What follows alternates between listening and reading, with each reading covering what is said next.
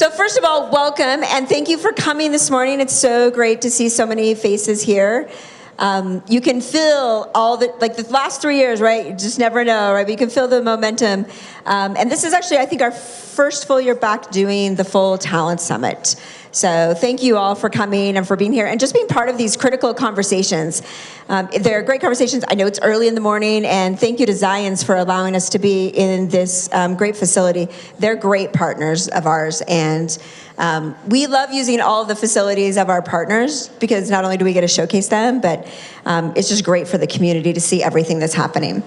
So a couple of quick things. I just want to thank all of our champion sponsors who, if you don't know the Women Tech Council, we don't charge membership. We're all based on our sponsors, so it makes a big difference to have great sponsors. So they're Adobe, Domo, Entrada, VMware, and Vivint. So please thank them for doing such a great job sponsoring us.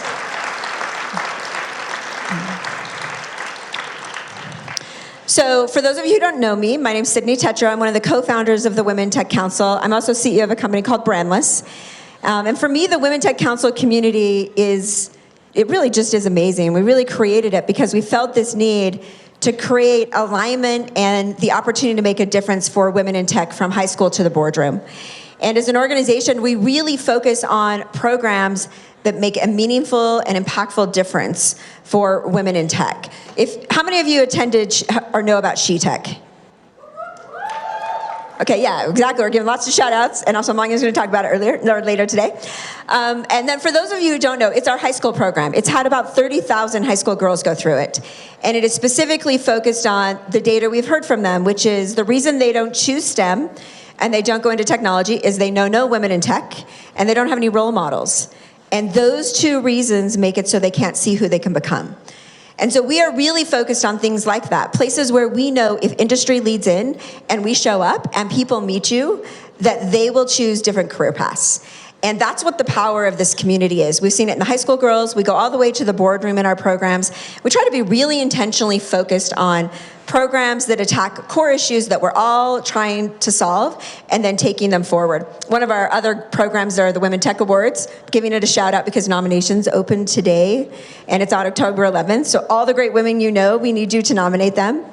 We've recognized just under 300 women since that program started, and the coolest stat from that program is that about 90% of those women within 9 months see a different career opportunity acceleration, either internal or external, because they had visibility to the amazing things that they're doing and their talent. The more we can do that, the more visibility we give to women in tech, the more we change the pipelines. And so the more we can do that. So think of all those great women that you work with or that you know and nominate them. Nominations will close the end of May. We also make it really easy for you. You just have to tell us their name and some contact information in their company, and we'll reach out and get the nomination form. But you can help them by also helping them write great nomination forms. And showcasing all the great things that they do. So please sign up for those things, and please be involved in the Women Tech Council and just participate in this community. It's an amazing group, and everyone is really about how do we lift and accelerate and make a difference and change those stats for women in tech. This event today, we get to talk a lot about the types of things that are impacting the talent force of women in technology and where we should be focused. When we originally created this event, this is its 7th year, we started by talking about things like, hey, let's have companies come pitch why women should come work for them. And that was the economy that we're in, or the state that we were in, where it made a ton of sense for companies to come and talk about programs that they were deploying, what that meant for attracting talent. And then since the pandemic hit, everything changed. And it hasn't stopped changing, hence the theme of today, how do we manage through this constant change? So our first talent summit after the pandemic started was actually on the first female recession. And to think about the fact that that was, 2.5 years ago, we're talking about the first female recession. From there, we talked about the Great Resignation. We've talked about quiet quitting. And then today we're faced with an entire set of new challenges as we've watched things like the bank failures happen, going into a tightening economy, it's harder to get capital. And every one of these changes have impacted positively or negatively women in technology. And so the only thing that we figured that we knew is that we're guaranteed in 3 months something else will happen. And so if that's true, what should be the things that we should be focused on? And how do we make sure that as we go forward, we are doing the things that we think make a difference and help us propel forward? one of the things that I've been personally most concerned about is in the current ecosystem is making sure that we don't go backwards. That as we're faced with all sorts of new things that are coming at us across the board in technology companies and in economy and in life, that we don't lose progress that we've made over the last 3 years or over the last decade, and that we identify the places that if we lean in, we can make sure we build continued better pipelines. The data tells us that if we stay in the current path, that we won't change the numbers for women in tech for like 50 years. I don't really love that stat. I think it should be much faster. The Women Tech Council is taking some initiatives with some of our other local communities to think about how we can move. It's going to be called the Bold Way Forward, but what metrics will change the state and the ecosystem for women in tech by 2030. And what can we be tracking to do that meaningfully? And we're not going to talk a lot about that here, but it is really core to us. Like, all of us feel this pressure of our businesses feel tighter financial pressure. We're struggling to figure out what we should do with hybrid work and how we don't lose elements of that. So one of the things that we're going to give you a copy of later today is a bunch of research and data that we pulled together that is, it's an impact report, and we're calling it basically the greatest threat to women in tech today, which we think is the attack on flexibility. For a decade, yes, okay, so we'll give flexibility a shout out right down here. For 1 decade, everyone that we talked to in Women in Tech has said that flexibility was their number one most significant decision maker for how they made job decisions. Just think about that. Way before the pandemic gave other people visibility, flexibility has been the thing we all talked about. Now, the one thing that it never meant is that we were going to work less. That is the one thing that it never meant. I'm going to set my iPad down, sorry. But and so that's sometimes the misnomer today in the context of quiet quitting, is that people think when we talk flexibility, we mean that, but we don't. It's all about, for all of us, how do we balance life and work? And how do we show up our full self in all of those places so that we can make the biggest impact in all of the places that we can? So some of the data is kind of sobering, and I'm just going to highlight a little bit for you, and you can take a printed report if you want. And for us, this is just to align us on what are the things that we should be focusing on, and how do we move forward. So tech faces real challenges. There have been 270,000 layoffs year to date in the tech industry. We have felt that impact in our state. We have seen that for real. But so in the current year, 38% of layoffs have come from tech. Tech does not represent 38% of the economic diversity of the country. So tech has been abnormally hit compared to other industries. 45% of the tech layoffs were women, although only 30% of the force, and it's even less here, it's about 23%, are women. Of the tech workers are women. So just think about how big of a proportion difference that is, and how much work we have done to get women into the tech workforce to have that number show up. And 65% of women are more likely to lose their tech jobs than men. So these are just really sobering facts that if we don't talk and we don't highlight and we don't think about, we're going to create risk. Because my belief is not only do companies outperform when you have women around the table, but you need the diverse thinking to solve the biggest problems the world faces.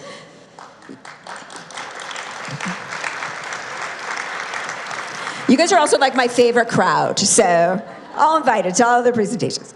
But it's really true. Like, we need, like, I look at all the world's problems, and you look at AI, you look at everything coming at us, it needs the perspectives that are different. And without those, we can't move forward. We can't solve them all. So just with a few more sobering facts, and then we'll move into like how we move forward.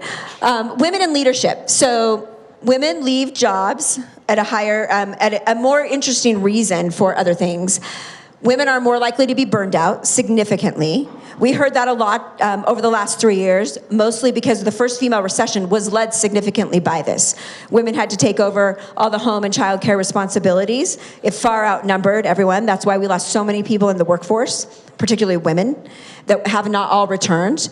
Also, in the workforce, women are supporting the DE&I initiatives 2 times more than everyone else. So just think about that. If women are getting more laid off, and we've spent all this effort doing DE&I, and they're more likely to champion everyone else around them, what happens when we lose that, and also what happens when budgets get tighter, and the things that became easy over the last 14 years become harder, and the advocates aren't there. These are the types of things that will require a lot of intention to make sure that we don't go backwards. And for every one woman that is promoted, 2 are not promoted and leave that organization. There's a particular stat that is called the broken rung. McKinsey issued a report on it about 6 months ago, where they talked about the fact that one of the reasons that we don't have more women who go into leadership, so in the tech ecosystem, only 5% of executives are women. That's still a stat we haven't made significant traction. So I always think about, like, what are the other factors that are leading up? Like, why aren't we changing that number? We put all these great women in the early stages of the pipeline, feels like we know how to do that, and then we have women at every stage. What's stopping this other number from changing? The theory is that it's around the broken rung. And the broken rung is what happened, or is the stage when women move from kind of individual contributor or being a team member into management. And we're losing, or they're not going, or they're not getting enough opportunities equal to their male counterparts to go into management, which puts them on a path for leadership, or they're opting out for reasons. It could be culture, it could be what they perceive as pressure, could be there's a million different things. But the problem is, if we let the broken rung remain, we never change the stats up. We never get all of the advocacy that we need along the way. So those are the types of things that we're faced. Also, just as highlighting remote work, every one of my news feeds, probably just like yours, top conversation is remote work. Top conversation is quiet quitting. Top conversation is like, how do, the last 3 years, have we gotten productivity? Where does that stand? 2 interesting points on that. While quiet quitting is currently a very hot topic, and there is lots of conversation around if employees are working remote, are they actually productive? All of the longitudinal data tells us that that is not true. It tells us that people are equally as productive at home as they are, but there's other elements that are fueling a different conversation. So 1 in 10 women, only 1 in 10 women want to return to an on-site full-time job. Doesn't mean they want to work less than full-time. It just means showing up 8 to 5. Women are also returning at much slower rates to the office than men. The risk of that specific stat is it puts women at more risk for less visibility, for more risk at not being seen or in the environments where other people are being seen if they're not returning at the same rates because of other things that they're managing. Also, 40% of women are breadwinners. So it's a misnomer if you think in the state of Utah that women are equal parts of the workforce. It's 48% to 52% in the state of Utah. Also, 70% of school-age children come from dual income families. So women are a significant part of the workforce. The reason we want them in tech is not just because of their brilliance and talent, but also because tech pays more. And it gives us the opportunity to make a difference in communities and do all of those great things. And so women are significant breadwinners for their families. We need them in the workforce, and we're compounding all of these things. And 33% do need some ability to work from home for balance. Whether it's the community thing. I mean, I think of my career. I have made career choices all along the way in places where I took that job because it worked for my family over the paycheck. I have made that sacrifice many times because it was my priority. And I have only gone to work for places that I felt like worked for the things that were most important to me. And I've had the opportunity and luxury to be able to find those types of things that work. That doesn't exist everywhere. I fully acknowledge that. But the pandemic taught us that we could be productive, we could drive success in a new type of work. And so I think 2 things that you should think about as we go away from this. The first one is flexibility is the most important word. And it has never meant that I will do less. It just means the ability to balance. Sometimes I actually have to work from the soccer field, and sometimes I'm at the drill competition, and sometimes I have to take my son to the doctor's appointment, and I'm going to do all of those things. And I don't want to ask permission, and I don't want to show up and say, oh, I've got to fit it in this 5-minute window. I want the ability to manage that, because if you tell me what I'm accountable for, I'm going to crush it.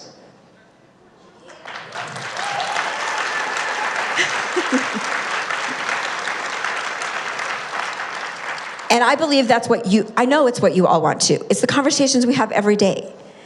And so I think the way that we move forward is how do we elevate this conversation of what flexibility really means? It doesn't mean that we're doing less. It doesn't mean we have to show up 8 to 5. It means that we come up with a new way. I think the greatest call is actually a change to leadership. So it is actually harder to manage remote teams.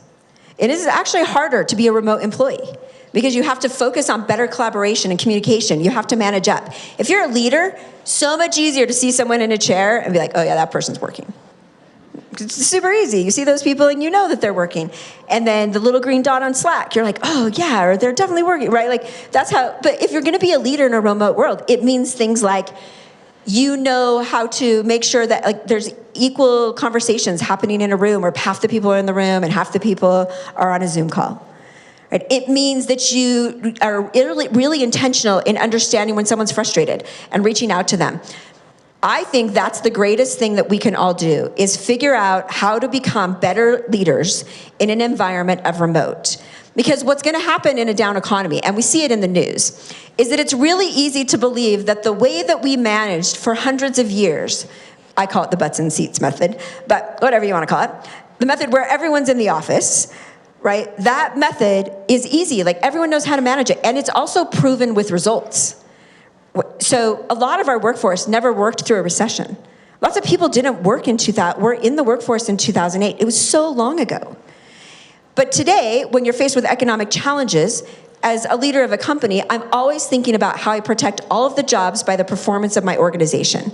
I need optimal productivity. I need everyone to show up. I need everyone all in and helping us solve the best problems, because that's how we build great companies, and that's how we ensure all of the jobs that we have around us. Those things are true. So if we have proven leadership models, which we've had for decades, those become easy fallbacks. It's much harder to invent a new leadership model that embraces all the things that we've learned and is willing to do the work to become a new style of leader, a new style of manager, and one that embraces a rapidly changing ecosystem.